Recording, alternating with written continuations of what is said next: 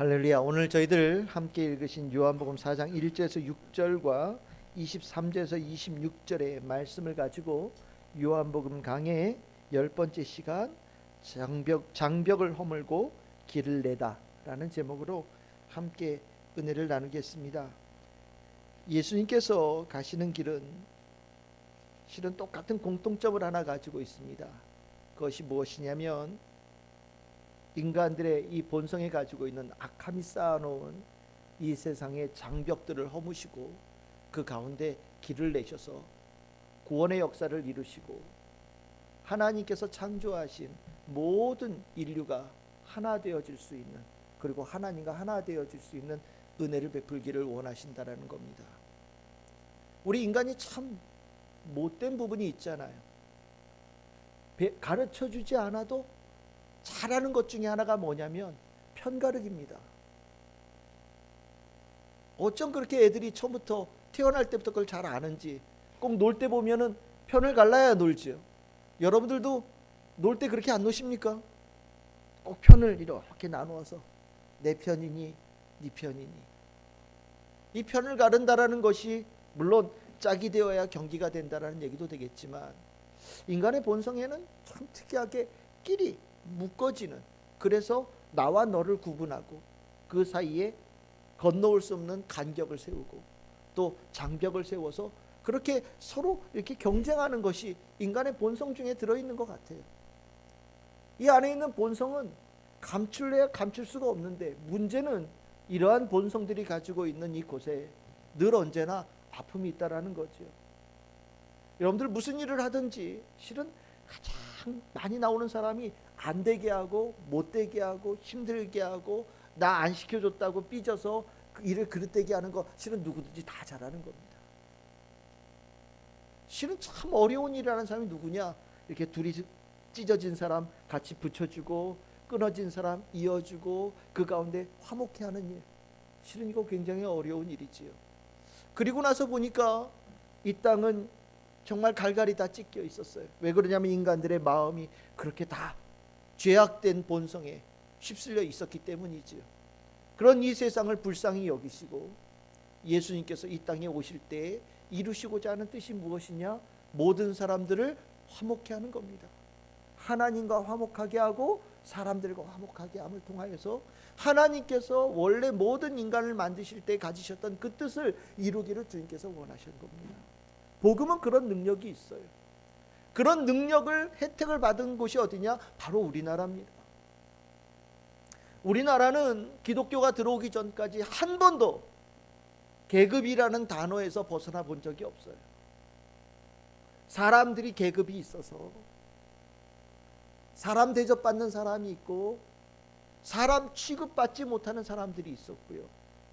나이하고 상관없이 존귀한 계급에 있는 사람은 실은 나이가 아무리 많은 사람일지라도 천민에 속한 사람들에게 막대하는 것, 이것이 우리나라 역사에 기독교가 들어오기 전까지 한 번도 깨지지 않았던 정말 아픈 역사를 가지고 있는 땅이 이 땅이었습니다. 그런데 이 땅에 실은 기독교의 복음이 들어오기 시작하면서 변화가 일어나기 시작했지요. 계급이 무너지기 시작한 거예요. 그 계급이 무너지는 아주 대표적인 사례가 있는데, 여러분들 혹시 이 이름 혹시 아시는 분들 계실지 모르겠습니다. 박성춘이라고 하는 분을 혹시 아십니까? 잘 모르시지요. 우리가 외국 교회 뭐 미국에 누구, 영국에 누구, 독일에 누구 뭐 이런 사람들은 다 기억하는데 막상 우리나라에 복음이 들어와서 이루어졌던 일들의 이름에 대해서는 잘 몰라요. 그래서 그런지 요즘에 한국 기독교가 마치 뿌리도 없고 아무런 순기능도 하지 않은, 아무 의도 없는 그런 종교 취급을 받는 것 같아서 제가 좀 시간이 되면 이렇게 여러분들에게 말씀드릴 수 있는 기회가 있으면 한국교회, 한국의 기독교의 시작에 대해서 좀 말씀을 드리려고 그래요. 박성춘이라는 사람은 백정입니다. 이 사람이 언제 살았던 사람이냐면 1800년대 후반에 살았던 사람이에요. 이 사람이 살았던 동네가 어디냐? 관자골이라고 하는 곳인데 지금은 어디냐면 관운동 지역이에요. 관운동이 어디냐면 여러분들 저 인사동 그 바로 옆에라고 보시면 됩니다. 백정 동네였어요. 당시의 백정은 사람 취급받지 못하던 동네입니다. 박성춘이란 이름도 원래는 없었어요. 그냥 박가야 뭐 이렇게 부르는 거 있잖아요. 이름 없이 그냥 하대받던 사람입니다. 그런데 1893년에 우리나라에 콜레라가 아주 창궐했습니다. 사람들이 다 죽어나가기 시작했어요. 실은 양반이고 천민이고 뭐 콜레라가 뭐 구분합니까? 다 죽어가는데 실은 이 박성춘이라고 하는 사람도 이 콜레라에 걸려서 다 죽어간 거예요. 그런데 양반들은요, 천민들은 사람 취급하지 않았기 때문에 죽어가든지 마든지 관심이 전혀 없었습니다. 박성춘은 그냥 콜레라 걸려서 죽을 수밖에 없는, 사람 취급받지 못하는 한 사람에 불과할 수밖에 없는 인생이었죠. 그런데 이 박성춘이라는 사람이 복을 받은 사람이에요. 복음 받은 이유가 뭐냐면 이 사람에게 아들이 있었는데 이름이 봉출이에요. 봉출이. 이 봉출이가 어떻게 됐는지 모르지만 교회를 다녔어요. 무어 선교사라고 하는 사람이 세운 교회에 이 사람의 아들이 교회를 다닌 거예요. 어떻게 다니는지는 물어보지 마십시오. 저도 잘 모르겠습니다. 백정의 아들은 백정이거든요. 아버지가 집에서 다 쓰러져 죽는 것을 보고 이 아들이 너무 안타까운 거예요. 근데 아무도, 콜레라 근처에 의사도 병을 고치는 의원도 아무도 옆에 가지 않으려고 하는 거예요. 특히 천민이다 보니까 돈도 없잖아요. 불가촉 천민, 손도 대면 안 되는 거예요. 옆에 같이 있어도 안 되는 거예요. 그러니까 아무도 돌보지 않는 거예요. 급하니까 누구에게 찾아갔냐? 선교사한테 찾아갔어요. 무어 선교사라는 사람한테 막 찾아갔습니다. 그러니까 무어 선교사가 이 딱한 사정을 듣고 에비슨이라고 하는 선교사에게 달려갔습니다. 이 에비슨이라는 사람은 우리나라의 연세대학교에 그 세브란스 병원 있죠. 그 세브란스 병원을 세운 사람이에요. 캐나다 사람입니다. 캐나다 사람인데 당시에 이 조선이라는 나라가 전 세계적으로 가장 불쌍한 나라에 속했던 나라입니다. 캐나다에서 선교에 관한 이야기를 하는 가운데 조선이라는 땅에 의사가 한 명도 없다. 이 얘기를 듣고 이 에비슨이라는 사람이 자기의 모든 것을 다 대던지고 조선으로 온 거예요. 의술이 뛰어났던 사람 같습니다. 그래서 이 사람이 아주 특별한 계층의 사람들만 줄을 서서 진료를 받는 그런 의사였어요. 그 중에 대표적인 환자가 누구냐? 고종이에요. 그러니까 왕을 치료하는 의사였어요. 그런데 이 무어 선교사가 에비슨 선교사를 데리고서 아무도 가지 않는 백정이 사는 그 관자골로 이 에비슨을 데리고 간 겁니다. 동네가 발칵 뒤집혔죠. 백정들만 사는 동네에, 누구도 들어오지 않는 동네에 왕을 고친다고 소문난 명의사가 동네에 들어왔으니 얼마나 놀랬겠어요. 이 사람이 찾아간 곳이 그 백정, 죽어가는 사람에게 와서 고치는 모습을 보고 사람들이 감동한 겁니다. 박성춘이라고 한 사람이 살아났어요. 이 에비슨이라는 사람이 아주 열심히 고쳐가지고 살아난 겁니다. 그러니까 얼마나 기뻤겠어요. 이 사람 원래 교회 다니던 사람 아닌데 아들 잘 둔 덕분에, 아들이 우연하게 교회 다닌 덕분에 이 사람이 정말 특별한 은혜를 받은 거죠. 그래서 감동하여서 내가 이렇게 되어진 것, 내가 정말 은혜 갚는 심정으로 무어 선교사를 위해서 내가 헌신해야 되겠다라는 생각으로 교회에 등록을 한 거예요. 백정이요.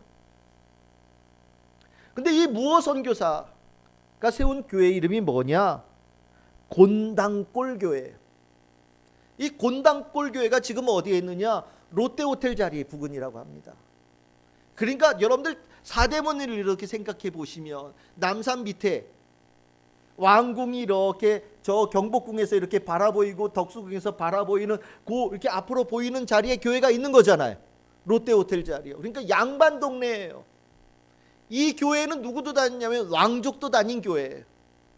그런데 이 왕족이 다니고 양반이 다니는 곤당골 교회에 이 박성춘이라고 하는 백정이 교회에 등록을 해가지고 세례를 받고 성춘이라는 이름을 바꾸서 교회를 다니기 시작한 거예요. 그러니까 어떤 일이 났겠습니까? 양반들이 다 들고 일어선 거예요.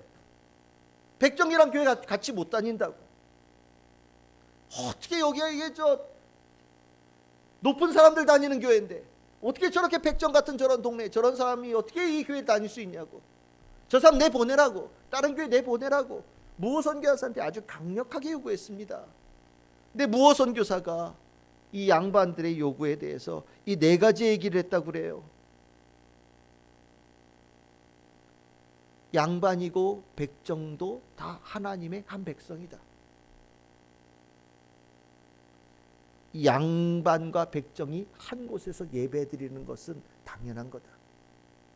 두 번째로, 백정이 그래도 교회 다니면서 맘먹지 않고 양반님들에게 늘 언제나 존댓말하지 않냐, 무시하는 거 아니다.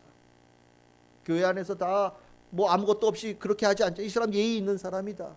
그럼 되지 않냐.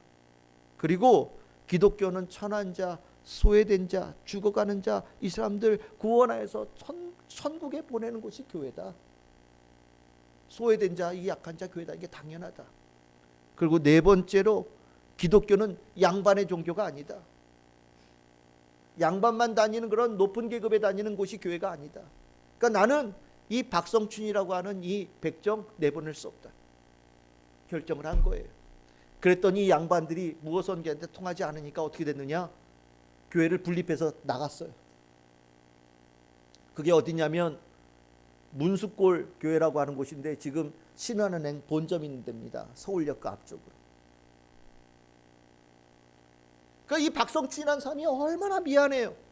자기 때문에 멀쩡하던 교회가 완전히 갈라섰는데 힘이 있던 양반들이 다 통째로 교회를 들고 다 나가버린 거예요. 그 얼마나 미안해요. 그래서 이 박성춘이라는 사람이 내가 이 은혜를 내가 갚아야 되겠다는 생각으로 열심히 전도하기 시작한 거예요. 그 전에는 이 곤당골 교회가 양반 교회였는데 이 박성춘이라는 사람이 자기가 백정 출신이니까 천민들에게 돌아다니면서 전도하기 시작한 거예요. 나 생전 처음으로 사람 대접 받아봤다. 나 생전 처음으로 사람으로서 인정받으면서 내가 살아본 경험을 내 교회 와서 처음 했다. 내가 이 받은 은혜를 너희들도 같이 받기를 원한다. 그러면서 사회에서 소외되어진 사람들이 곤당골 교회에 모여들기 시작한 거예요. 그러니까 어떤 일이 나겠습니까? 교회 분립돼서 나갔던 문수골 교회 양반들이 얼마나 배가 아파요. 여러분들 양반들은 다 유교 믿잖아요. 그러니까 교회 다닐 전도될 사람이 굉장히 힘들거든요. 근데 천민들은 원래 뭐 제사 드릴 것도 없고요, 족보도 없고요, 아무것도 없는 사람들이니까 실은 문수골 교회, 곤당골 교회는 사람이 막 넘쳐나는데 문수골 교회는 그 모습 그대로거든요. 그러니까 이 문수골 교회가 곤당골 교회를 막 욕하기 시작했대요. 뭐라고 얘기했냐면 첩들이 다니고 천한 사람들이 다니는 교회다. 막 욕을 했대요. 그런데 욕한다고 이게 해결이 되겠습니까? 백정의 전도사 이 박성춘이라는 사람이 정말 자기가 최선을 다해서 복음 전하고 수많은 사람들 구원을 역사를 이뤄서 곤당교회가 너무 커지니까 나중에 3년이 지나서 떨어졌다 나갔던 문수골 교회 교인들이 다시 합치자고, 그래서 다시 그 두 교회가 다시 합쳤대요. 그래서 합쳐서 교회가 어디로 세워졌느냐? 지금 탑골 있는데, 여러분들 탑골공원 아시죠?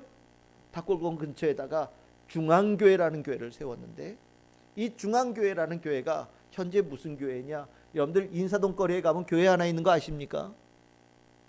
인사동 교회, 인사동 걸 저도 한 번 가봤어요. 얼마 전에. 한 번도 못 가봤는데 갔더니 복잡해요. 근데 이렇게 입구 들어가자마자 왼쪽으로 커다란 골목이 하나 있어요. 그 교회가 하나 있는데 그게 뭐냐? 승동교회라고 하는 교회입니다. 이 승동교회, 그렇게 문수골 교회하고 곤당골 교회하고 합쳐가지고 이룬 교회가 승동교회고, 이 승동교회가 실은 이 박성춘이라고 하는 사람이 이 교회에 1911년에 장로가 됐어요. 백정이 장로가 되어졌어요. 그래서 이 승동교회의 아주 대표적인 사람이고요. 지금 승동교회 가시면 입구에 3.1운동 만세한 기념비가 있습니다. 아주 유명한 교회. 여러분들 인사동 가시면 괜히 이상한 거 먹으러 다니고 딴 데 정신 팔려 다니지 마시고 이렇게 가다 보면 왼쪽으로 가자마자 왼쪽으로 딱 보시면 거기에 골목의 저 끝에 저 위에 교회가 딱 하나 있어요. 교회 이름이 뭐라고요? 승동교회예요. 멋있는 교회예요. 이 땅에 백정과 양반이 하나 되어져서 다닌 교회, 백정이 장로 되어진 교회죠. 이 박성춘이라는 사람이 독립협회가 나중에 만민공동회라고 하는 실은 큰 대중 집회를 열었는데 연사로도 나가서 거기서 연설한 사람이에요. 그래서 사진은 없어요. 그림만 남아 있어요. 이렇게 연설했던 사람이에요. 그 아버지를 살렸던 그 박봉출이가 어떻게 됐느냐? 의사 됐습니다. 의사 돼서 세브란스에서 처음에 1908년에 일회 졸업생을 배출하는 7명 중에 한 사람이에요. 그래서 그 승동교회가 승동학교도 만들어서 거기서 학생들도 가르치고 나중에 일제 탄압에서 승동학교가 없어지고 난 다음에는 만주로 건너가서 만주의 독립군들 진료하는 의사가 되어지고 실은 독립되기 전에 돌아가셨어요. 나중에 이름을 바꿨습니다. 이름을 뭐라고 바꿨냐? 박서양. 그래서 박봉출이라고 얘기도 하고 박서양이라고도 얘기를 하고. 아버지 이름이 뭐라고요? 박성춘. 그의 아들 이름 뭐라고요? 박봉출. 이 땅에 복음이 들어와서 계급이 무너진 아주 대표적인 사회. 이 승동교회 박성출이라는 이 장로님이 아주 대표적인 인물이죠. 아마 인터넷 찾아보시면 이 얘기가 아주 유명한 이야기에서 많이 나와 있을 거예요. 왜 이런 얘기를 하느냐? 예수님께서 원하시는 게 바로 이거기 때문입니다. 예수님께서는요, 인간들이 만들어 놓은데 그 장벽을 허물고 길을 내서 사람들 사이에 끊어진 것을 이어가시고 그 가운데 하나님과의 이어가는 일들을 이루기를 원하시는 분이 바로 예수님이셔요.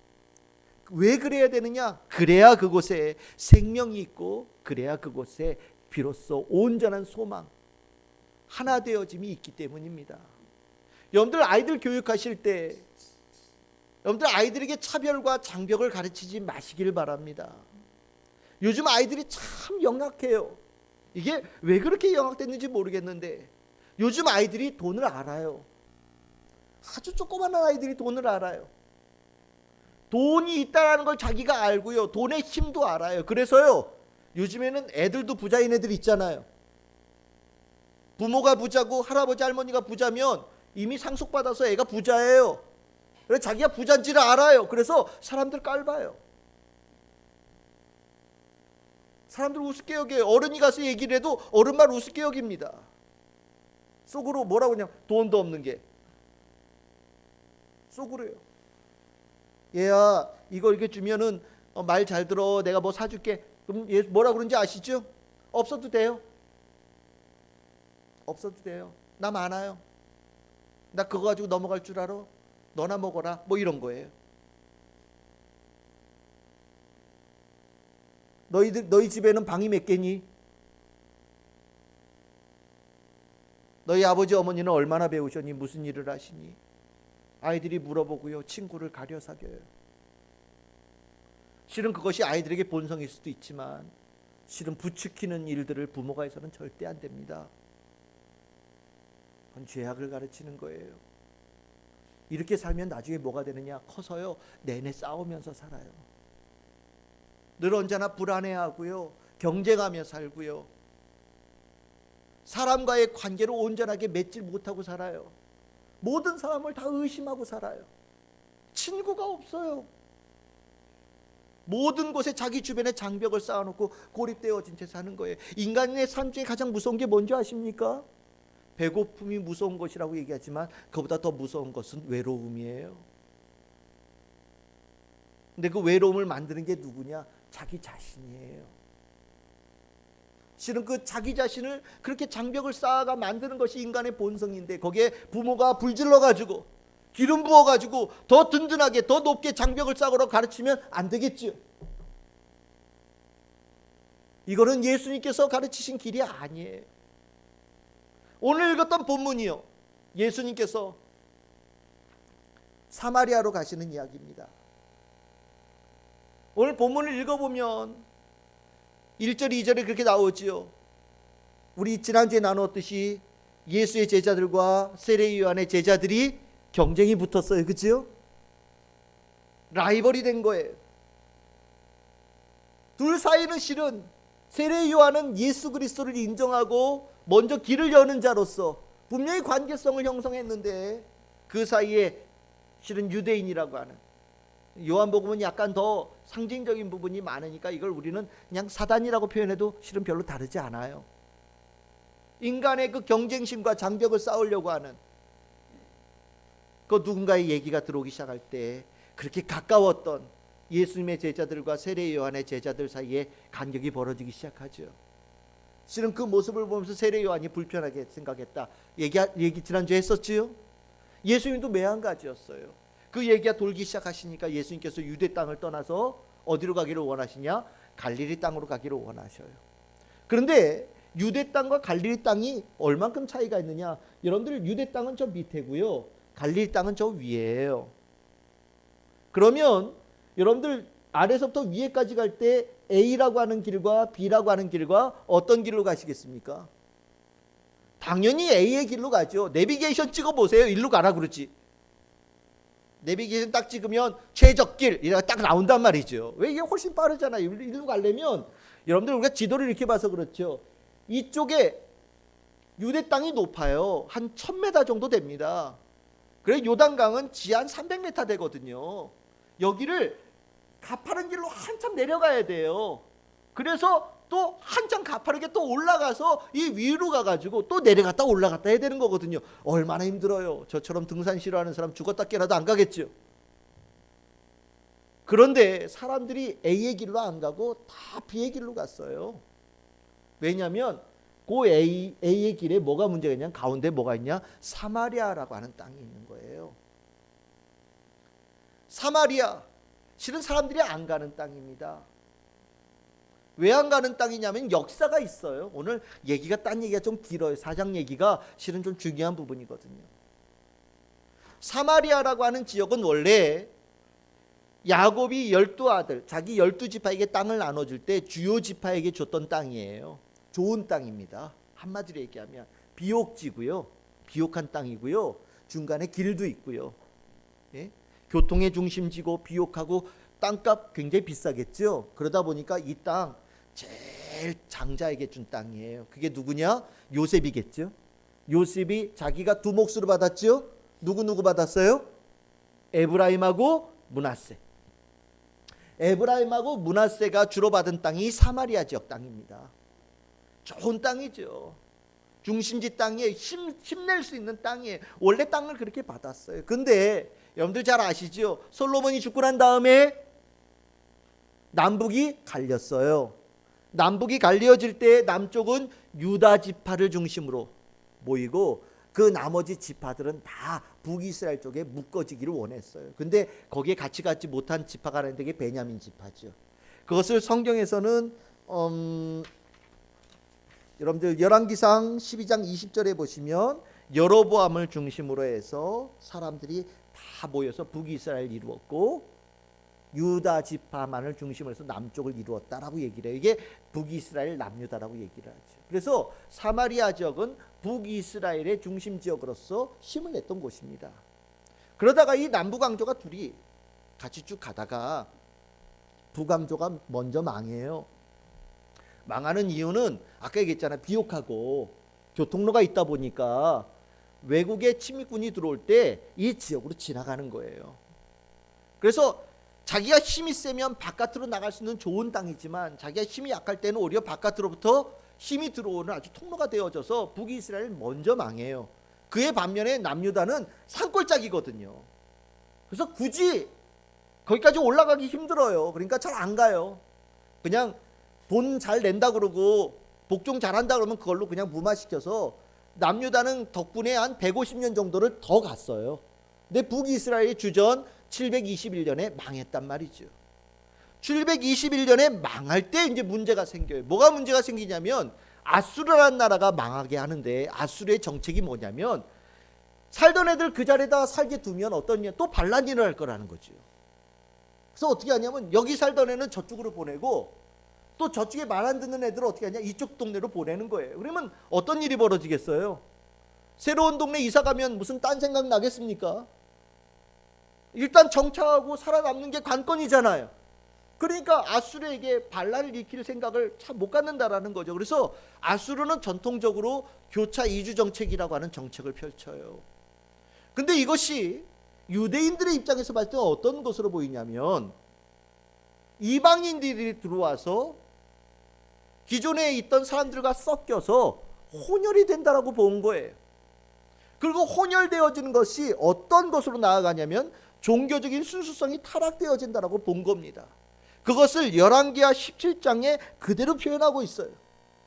열왕기 17장에 보시면 사마리아를 중심으로 해서 사람들을 다 끌고 가가지고 고산강가 할라 하볼 메대 사람이 여러 고을로 다 쫓아내고, 24절에 보시면 구다아와 하마 스발와임이라고 하는 사람들을 데려와가지고 그 땅에 거주하겠다라는 거죠.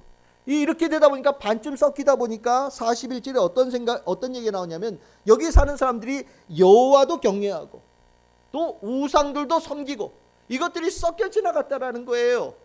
이것을 남유다 사람들은 하나님께 벌받고 하나님께 징계받을 모습이라고 봤어요. 그러고 그러니까 둘이서 사이가 안 좋은 겁니다. 둘이 사이가 안 좋기 시작했어요. 그런데 이것이 표면적으로 드러나지 않고 이렇게 잘 가다가 남유다도 나중에 망했잖아요. 남유다가 망해가지고 포로로 끌려갔다가 주전 538년에 포로지에서 돌아옵니다. 돌아와서 뭐를 하기를 원했냐면 무너진 성전을 다시 짓기를 원했습니다. 포로에서 돌아온 남유다 사람들이 성전을 다시 지으려고 하니까 사마리아에 원래 살고 있던 사람들이 뭐냐, 우리도 같이 지었으면 좋겠어요. 이렇게 얘기한 거예요. 우리도 같이 힘을 내서 우리도 하나님을 섬깁니다. 우리도 같이 그 성전을 지읍시다 라고 얘기하는데 거절했어요. 너희들은 섞였잖아. 그러니까 부정한 사람들이 성전 지으면 또 우리 동네에 난리가 날 거야. 너희들은 손대지 마. 니들 일 아니야. 그거 딱 끊었어요. 그랬더니 어떻게 되냐, 사마리아 사람들이 속으로 편했겠어요, 안 편했겠어요? 안 편하죠. 그러니까 어떻게 됐냐, 성전 짓는 걸 방해하기 시작했습니다. 성전 짓는 걸 방해하는 걸 넘어서서 나중에 느헤미야가 예루살렘 성벽을 세우는데도, 성벽 세울 때도 아주 못살게 굴었어요. 그러니까 어떻게 되겠어요? 둘이 사이가 점점 멀어지는 거예요. 점점 멀어지면서 사마리아 사람들이 예루살렘에 있는 성전으로 가서 예배를 못 드리잖아요. 그러니까 에이, 우리도 성전 하나 짓지 뭐, 이렇게 된 겁니다. 그래서 어디다 지었느냐, 여러분들 세겜이라고 하는 것이 사마리아 지역의 중심지인데, 세겜 그러면 산이 2개 있다고 그랬죠. 기억나십니까? 무슨 산과 무슨 산이에요? 그리심산, 에발산. 그리심산의 절반의 지파 올라가서 뭐예요? 축복의 말씀, 그치요? 에발산에는 절반의 지파가 올라가서 뭐예요? 하나님 말씀대로 따지면 저주가 임한다라는 말씀을 얘기하라고 그랬잖아요. 가운데 있는 지역이 세겜이란 말이에요. 그러니까 어떤 산이 축복의 산이에요? 그리심산이란 말입니다. 그러니까 어디다 성전을 세웠겠어요? 그리심산에다 성전을 세워요. 사마리아 사람들이 그리심산에다 성전을 세워놓고 거기서 예배를 드리기 시작합니다. 그림을 보시면 여러분들 성전의 모습이 나와요. 더 넘겨봐 주세요. 이게 지금 현재 남아있는 그리심산에 있는 사마리아인들이 가지고 있는 성전 유적지입니다. 한 칸 더 돌려보시면 여러분들 이게 그리심산 위에서 사마리아 사람들이 지금도 예배를 드려요. 저 뒤에 동그랗게 빨갛게 표시한 거 있죠? 아까 그 유적지입니다. 이 사마리아 사람들이 예배를 열심으로 드립니다. 이 사람들은 그럼 성경이 뭐냐? 모세오경, 창세기부터 신명기까지 하는 모세오경을 가지고 있어요. 근데 모세오경을 뭐라고 표현하면 우리가 모세오경 성경에서 그러니까 이 사람들을 사마리아 자를 붙여서 사마리아 오경이라고 합니다. 내용은 거의 같아요. 더 넘겨주셔요. 이게 바로 사마리아 오경이에요. 현재 세겜 지역에 약 한 800명 정도 남아있다라고 얘기를 합니다. 사마리아 종교. 옛날에 더 많았던 것 같아요. 그러니까 성전이 그리심산에도 하나 있고 예루살렘에도 하나 있는 거예요. 그럼 그리심산에 세운 거하고 둘이서 볼 때 둘이서 이제 앙숙이 되겠죠. 그런데 이제 사건이 벌어지죠. 둘이서 경쟁을 하다가 마카비라고 하는 혁명이 일어납니다. 주전 120년대에. 마카비 혁명제에 요한이라고 하는 사람이 힘을 내가지고 사마리아로 쳐들어갑니다. 그래서 그리심산에 의해 있는 성전을 부셔버려요. 지금 나와있던 유적지는 실은 이 여러 그 이후에도 수도 없이 저 자리에 뭔가가 세워졌던 자리예요. 그리고 나니까 사마리아 사람들은 아주 철천지 원수처럼 여기는 거예요. 유대인들 그러면. 근데 나중에 그 두 번째 지었던 성전도 무너지죠. 로마 사람들에서 무너지잖아요. 그러니까 누가 제일 고소하게 생각했겠어요? 사마리아 사람들이 제일 고소하게 생각해요. 그래서 사마리아 사람들은 친로마, 유대인들은 반로마. 그래서 아주 끝까지 앙숙으로 가는 겁니다. 여러분들 이렇게 사이가 안 좋은데 실은 이 가운데로 지나가겠습니까? 장벽이 있지 않아요. 뭐 총 들고 지키지 않지만 더럽다는 거예요. 얼굴도 보기 싫다는 거예요. 그러니까 어떻게 했냐? 멀쩡하게 내비게이션 찍으면 일로 가라고 나오는데 정치적인 이유, 종교적인 이유 때문에 강을 건너서 베레아 지역으로 요단강 동편적으로 넘어가는 거예요. 당시에 그게 사람들이 세워놓은 장벽이었어요. 그런데 예수님께서 여러분들 읽은 본문에 이렇게 나옵니다. 4절에 이렇게 얘기하죠. 사마리아를 통과하여야 하겠는지라. 여러분들 이거 표현이 잘 표현이 안 된 건데 뭐라고 했냐면 굳이 예수님께서 뭐라고 하셨냐? 사마리아로 가야 되겠다라고 얘기하셨다는 거예요. 갈릴리로 가는데 원래는 B라고 하는 길이 정상의 길인데 예수님께서 뭐라고 그러냐? 제자들에게 폭탄 선언을 하신 거예요. 뭐라고요? 나 사마리아 통과해서 갈릴리로 가야 되겠어. 제자들 깜짝 놀랐을 겁니다. 정말 깜짝 놀랐을 거예요. 그러면 예수님께서 왜 이런 얘기를 하셨느냐? 사람들이 세워놓은 장벽을 무너뜨리고 거기에 길을 내시기 위한 주님의 뜻이 있었기 때문입니다. 3장에서 봤잖아요. 사람들 사이에 조금만 하면 서로 장벽이 세워지고 갈라서고 싸우고 경쟁하고 그래서 서로 물어뜯고 한쪽을 죽이기 위해서 혈안하는 그 모습들. 예수님은 이 땅에 그 인간이 가졌던 모든 장벽들을 무너뜨리기를 원하셔서 오셨고 당시에 가나안 땅에 있었던 가장 대표적인 장벽을 무너뜨리기 위해서 사마리아 지역으로 가기를 원하셨다라는 겁니다. 그 가는 가운데 어느 성에 도착했다고요? 수가라고 하는 곳이요. 이 수가라고 하는 이 단어가 여러 가지로 얘기가 있지만 아마 세겜일 것이다라고 얘기합니다. 중심지죠. 사마리아 지역의 중심지에 딱 가서 박으신 거예요. 이 길을 뚫고 오신 이것, 여러분들 6절에 보시면 예수님께서 뭐라고 그러셨냐? 6시쯤 되어졌는데 예수님께서 상태가 어떠시다고요? 피곤하셨다라고 얘기합니다. 왜 피곤하셨을까요? 육체가 피곤해서요? 아니에요. 여러분들 요한복음은 그렇게 쓰지 않아요. 뭐든지 다 이 가운데 상징적인 의미가 있는 거예요. 예수님께서 왜 피곤하셨냐? 사람들이 쌓아놓은 이 경쟁 장벽에 피곤함을 느끼신 거예요. 이 길을 뚫기가 힘드셨다라는 거죠. 아주 어렵게 정말 죽을 힘을 다해서 이 사마리아의 중심지 수가성까지 세겜까지 뚫고 오셨다라는 겁니다. 피곤하셨다라는 거예요. 하지만 예수님께서는 그 피곤한 일을 하셨다라는 겁니다. 왜요? 그 땅에 주의 복음이 들어가서 그 땅이 소망을 갖고 생명을 갖기를 원하셨기 때문이죠. 길을 뚫어서 그들이 살 수 있는 소망을 주기를 원하셔서 예수님께서는 그 피곤하고 힘든 일을 기꺼이 하셨다라는 겁니다. 의도적으로 하셨다라는 거죠. 그러면 그 의도적으로 하신 그 길을 뚫어서 예수님께서 그 땅에 있는 사람들에게 뭐를 가르쳐 주셨느냐? 진짜 길, 그 길이 뭐냐? 예배의 길을 가르쳐 주셨다고 얘기를 합니다. 23절에 보시면 이 단어들 여러분들 꼭 기억하십시오. 23절 우리 앞에까지만 읽어봅시다. 아버지께 참되게 예배하는 자들은 영과 진리로 예배할 때가 오나니 곧 이때라. 아버지께서는 자기에게 이렇게 예배하는 자들을 찾으시느니라. 이 단어 굉장히 중요한 단어들이 나와요. 여기서 중요한 단어 아버지, 예배, 그리고 영과 진리. 예수님께서 사마리아까지 길을 뚫고 가셔서 그 사마리아에 있는 사람들에게 그들이 살 수 있는 새로운 길을 가르쳐 주셨는데 그게 뭐냐? 아버지, 예배, 영과 진리라는 거예요. 이 아버지라는 단어가 중요한 이유는 하나님이라는 단어를 쓰지 않으셨다기 때문입니다. 아버지는 어때요? 관계가 있는 거예요. 아버지라는 단어는 관계가 있는 단어죠. 아버지가 있으면 뭐가 있어요? 자녀가 있는 거예요. 사마리아 사람들에게 하나님을 뭐라고 소개하고 있어요? 네 아버지다. 너희의 아버지다. 그러면 반대로 얘기하면 뭐가 되겠습니까? 너희는 하나님의 자녀다. 이렇게 얘기하는 거죠. 이제까지 사마리아 지역에 사는 사람들은 유대인들이 뭐라고 그랬느냐? 니들은 하나님의 백성이 아니야.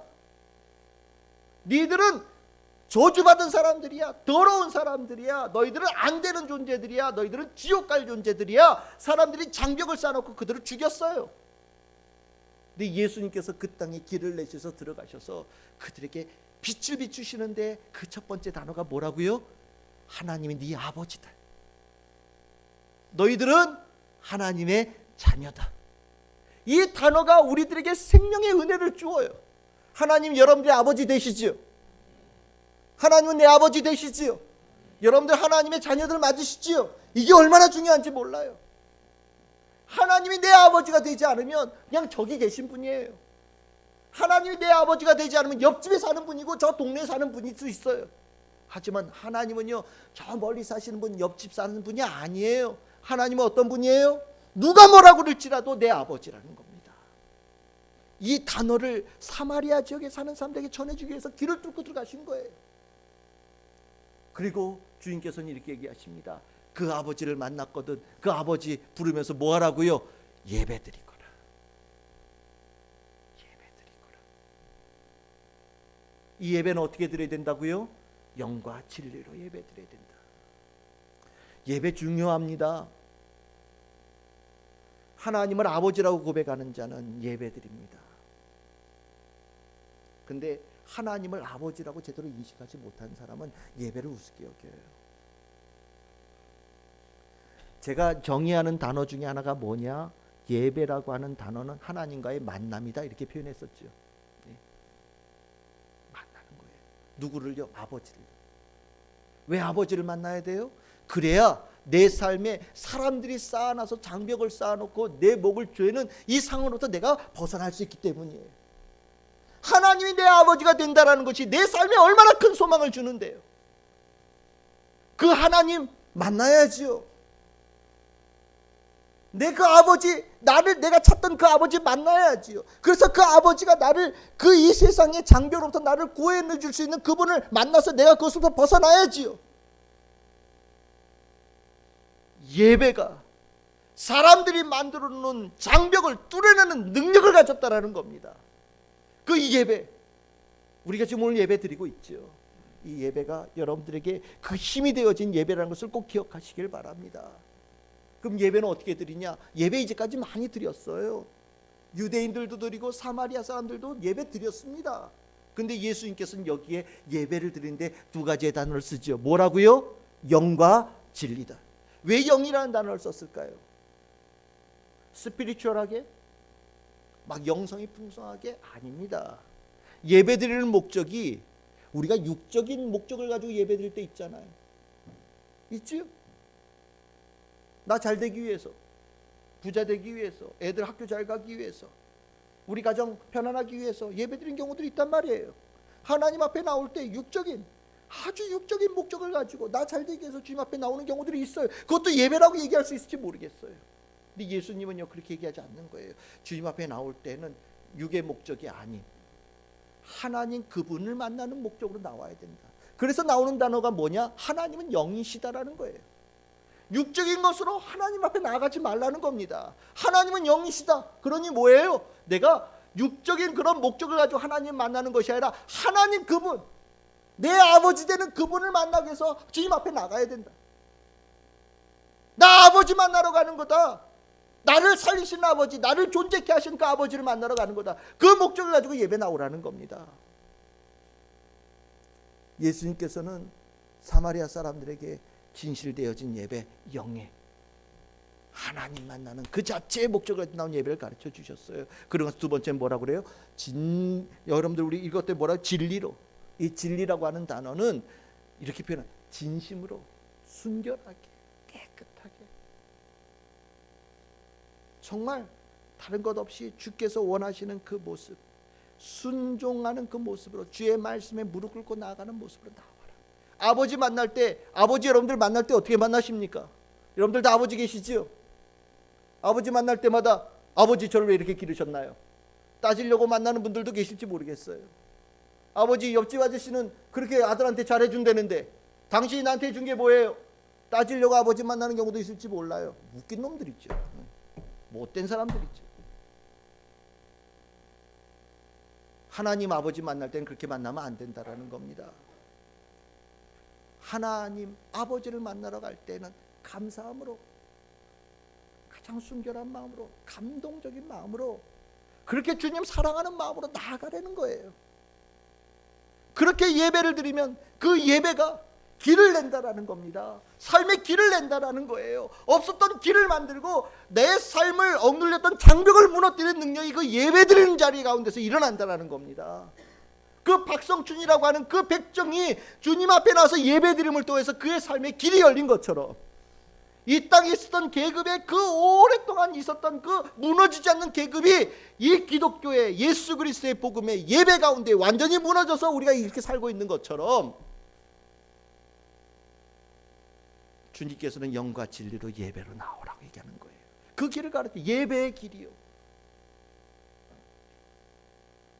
그러면 이 예배의 길, 한 번도 안 가본 길이라고 얘기하는 분들 계실지 몰라요.